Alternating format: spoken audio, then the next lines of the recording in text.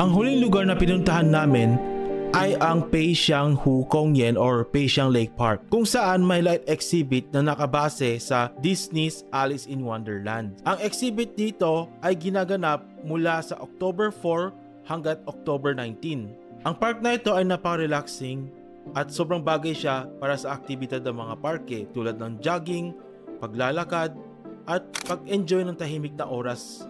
At kapag dumilim na, dahil sa mga Alice in Wonderland characters na nagliliwanag sa gabi, magiging napakagandang lugar din ito para magpalipas ng gabi. Makikita mo maraming mga karakter at eksena ng Alice in Wonderland mula sa cartoon at napakaganda nito.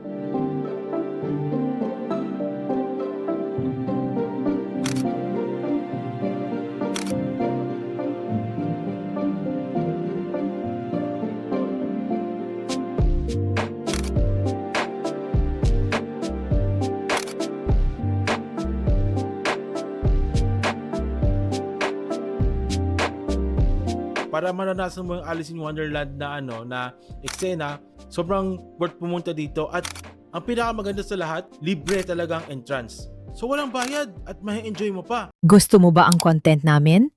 Mag-subscribe at i-follow na ang Liho TV.